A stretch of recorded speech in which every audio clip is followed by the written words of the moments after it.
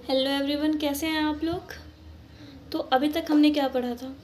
हमने कुछ सोर्सेस पढ़े थे हिस्ट्री के। हमने प्री हिस्ट्री पढ़ा था। प्री हिस्ट्री में हम पैलियोलिथिक, मेसोलिथिक और नियोलिथिक के बारे में पढ़ा था। इनफैक्ट हमने चाल्कोलिथिक भी पढ़ लिया था। तो अभी हमें क्या स्टार्ट करना है, Indus Valley civilisation, proto history, है ना। तो लेट्स गेट स्टार्टेड। कि इंडस वैली स्टार्ट करने से पहले मुझे आपको कुछ बैक स्टोरी बतानी पड़ेगी। सभी को ये लगता था, काफ़ी लंबे समय तक सभी को ये लगता था कि भारत में शहरों का जो इस्टेब्लिशमेंट हुआ है, भारत में जो शहर बसे हुए हैं या टाउन का जो बनना है, वो गंगा नदी के किनारे हुआ था। ठीक, काफ़ी लंबे समय तक सबको ये लगता था कि भारत में जो शहरों का इस्टेब्लिशमेंट है वो गंगा नदी के किनारे हुआ है।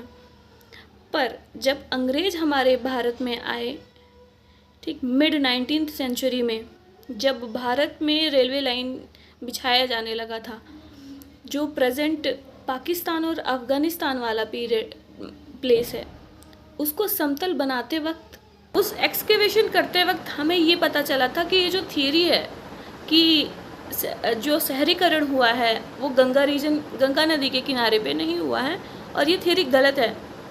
ऑल्दो इस थियरी को प्रूव करने में टाइम लगा, काफ़ी समय लग गया हमको ये प्रूव करने में कि जो शहरीकरण हुआ है वो गंगा नदी के किनारे नहीं बल्कि सिंधु नदी के किनारे हुआ है। बहुत सारे ऐसे साइट पाए गए जो सिंधु नदी के किनारे बसे हुए थे, इसीलिए इस सिविलाइजेशन या इस सभ्यता का नाम सिंधु घाटी सभ्यता रख दिया गया, इंडस वैली सिविलाइजेशन रख दिया गया। और हड़प्पा पहला ऐसा सिटी था जिसको एक्सकेवेट किया गया था, खोद के निकाला गया था, मतलब से, इसीलिए इसको हड़प्पन सिविलाइजेशन भी कहा जाता है।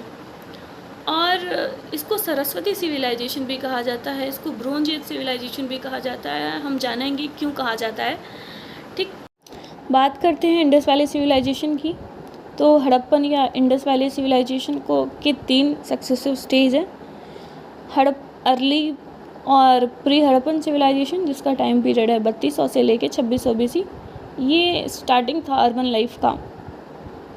फिर मैच्योर या हड़प्पन सिविलाइजेशन, जिसका टाइम पीरियड है 2600 से लेके 1900 BC। कहीं कहीं टाइम पीरियड अप्रॉक्सीमेटली इसको कह सकते हैं, क्योंकि ये एग्जैक्ट टाइम पीरियड मेंशन नहीं किया गया है। कहीं कहीं 2600 मिलेंगे तो कहीं 2500 मिलेंगे।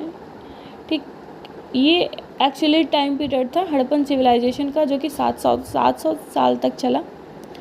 उसके बाद पोस्ट हड़प्पन सिविलाइजेशन 1900 से लेके 1300 BC तक, इसमें इस अर्बनाइजेशन का डिक्लाइन हुआ, इस सिविलाइजेशन का डिक्लाइन हुआ।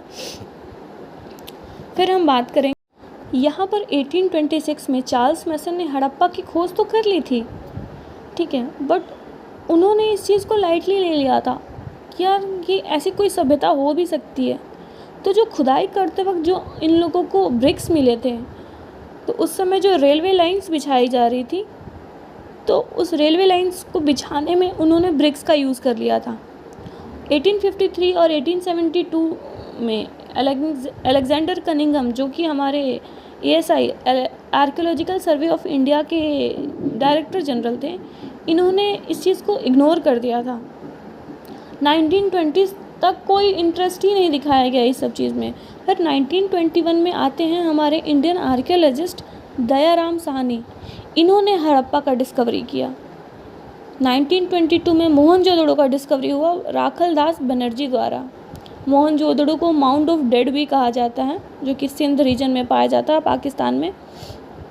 1930s तक आते आते जॉन मार्शल, उस समय के डायरेक्टर जनरल थे आर्कियोलॉजिकल सर्वे ऑफ इंडिया के, उनके निगरानी में बहुत ज़्यादा एक्सकेवेशन हो चुके थे।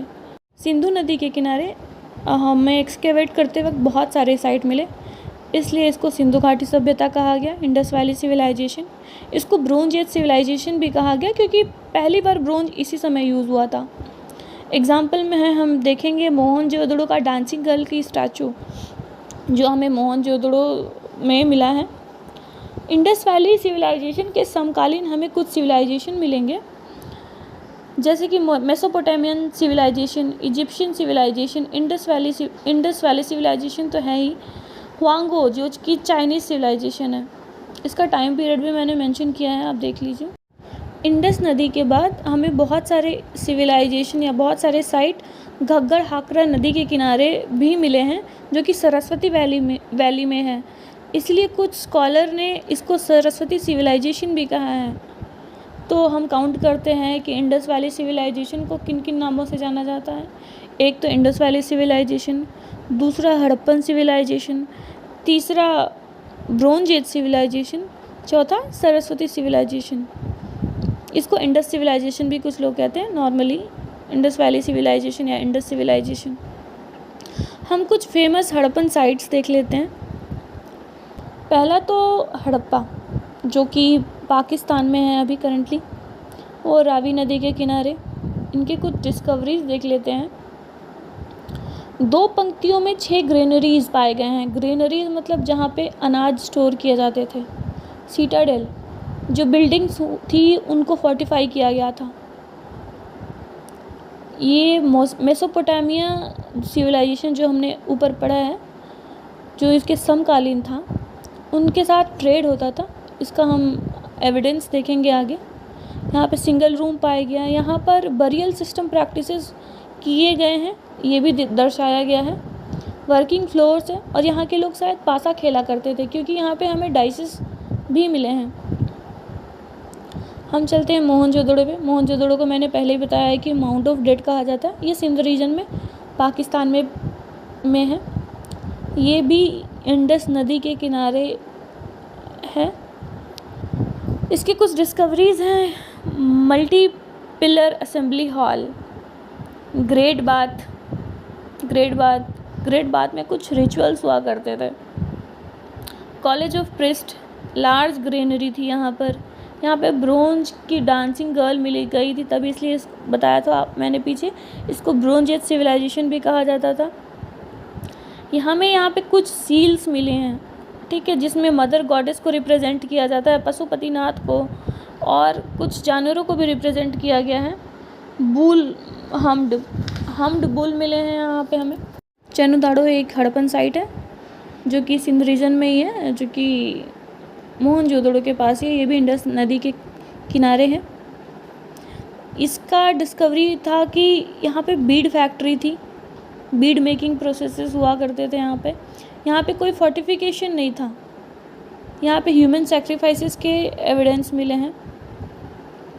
और यहाँ पे कोई ब्रिक्स से घर नहीं बने हैं, सिर्फ स्टोन से बने हैं, ठीक। ये इम्पॉर्टेंट है याद करने के लिए, only stones no bricks. Kalibangan बहुत इम्पॉर्टेंट साइट है इंडस वैली सिविलाइजेशन का, जो कि घग्गर नदी के किनारे पाया गया। कालीबंगन में हमें जुते हुए खेत मिले हैं, कल्टीवेटेड लैंड, और यहाँ पर हमें अग्निकुंड भी मिले हैं, 7 फायर अल्टर्स, और हमें कुछ एविडेंसेस मिले हैं मेसोपोटामियन सील के। हमें टॉय कार्ड मिले हैं, हमें वही बरियल सिस्टम मिले हैं सर्कुलर और रेक्टेंगुलर ग्रेव्स में। यहाँ पे डेकोरेटिव ब्रिक्स मिले हैं, जिससे हमें ये पता चलता है कि वहाँ के लोग घर को डेकोरेट करने के लिए डेकोरेटिव ब्रिक्स को यूज़ करते थे। देखिए ये बहुत इंपॉर्टेंट है कि Kalibangan was the only site whose lower city was also fortified, तो ये ध्यान में रखिएगा। अगला साइट है धोलावीरा, जो कि लूनी नदी के किनारे है। ये क्यों इतना इम्पोर्टेंट है? क्योंकि यहाँ पे वाटर रिजर्वॉयर था, और यहाँ पे हार्वेस्टिंग सिस्टम बहुत यूनिक थी।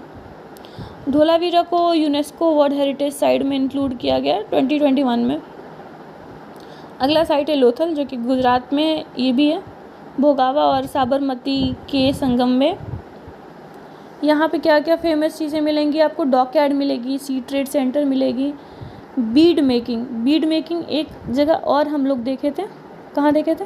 चैनुदाड़ो में बीड फैक्ट्री थी, बीड मेकिंग वहाँ भी होता था, और लोथल में भी होता था। नेक्स्ट साइट है सुरकोतड़ा, जो कि कच्छ डिस्ट्रिक्ट में है, गुजरात में ही, और ये हॉर्स बोन्स पाए गए हैं, पॉट बरियल्स पाए गए हैं यहाँ पे। अब नेक्स्ट इम्पॉर्टेंट साइट देखेंगे राखीगढ़ी, जो कि हिसार डिस्ट्रिक्ट में है, हरियाणा में, और ये घग्गर नदी के किनारे है, और ये लार्जेस्ट साइट है। इंडस वैली सिविलाइजेशन का लार्जेस्ट साइट क्वेश्चन आएगा तो क्या टिक करेंगे हम? राखी गढ़ी।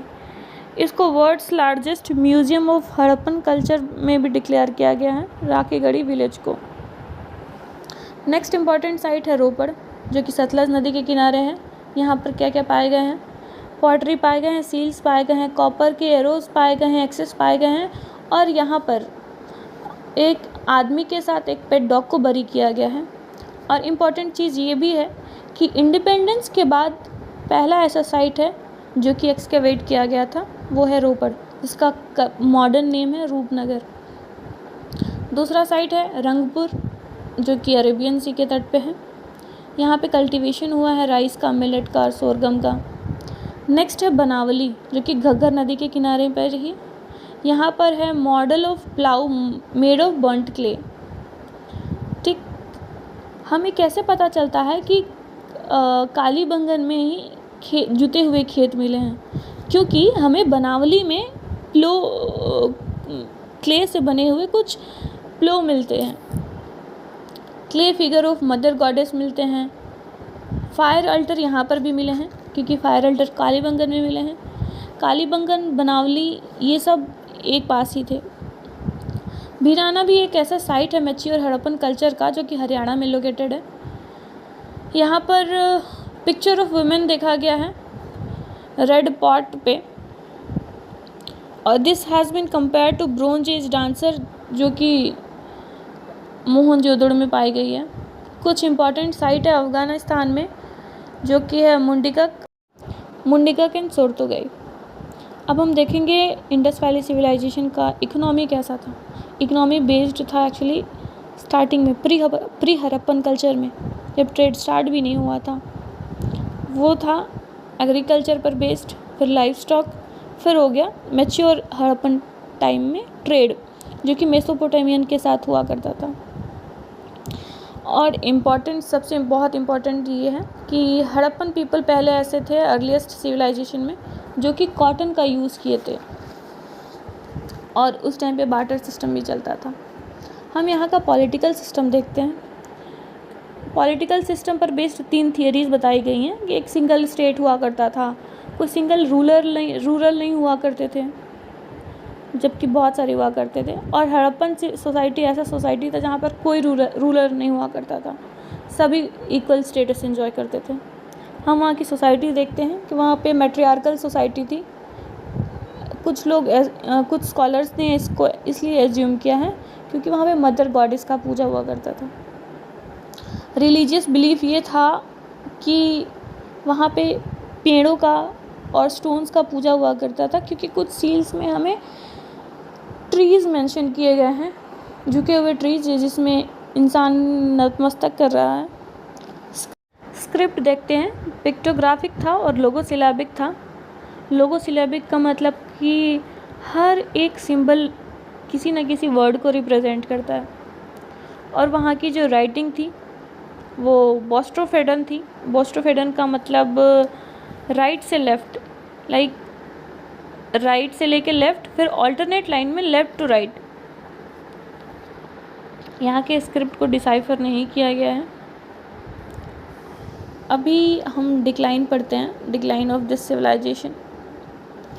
कुछ स्कॉलर्स का कहना है कि बाढ़ आ गई थी, बाढ़ के चक्कर में इस सिविलाइजेशन का एंड हो गया। घग्गर हाकरा वैली जो है वो ओवरफ्लो कर गई थी, जाकर यमुना और सतलज नदी में मिल गई थी। कुछ का कहना है कि फेमाइन आ गया था, अकाल पड़ गया था, सूखा पड़ गया था। कुछ का कहना है कि ओवर एक्सप्लॉइट हो गया था, over grazing, over cultivation, excessive cutting of trees. और कुछ स्कॉलर का कहना है कि फॉरेन इन्वेजन हुए थे जिसमें आर्यंस आए थे। आर्यंस ने सभी इस सिविलाइजेशन का खात्मा कर दिया था। पर बहुत सारे स्कॉलर हैं जो कि इस थियरी को नेगलेक्ट करते हैं। वो ऐसा मानते हैं कि फ्लड आया होगा या फेमाइन आई होगी, बट आर्यन इन्वेजन थियरी को अब आज के स्कॉलर नेगलेक्ट करते हैं। Thank you. कल हम पढ़ते हैं वैदिक सिविलाइजेशन।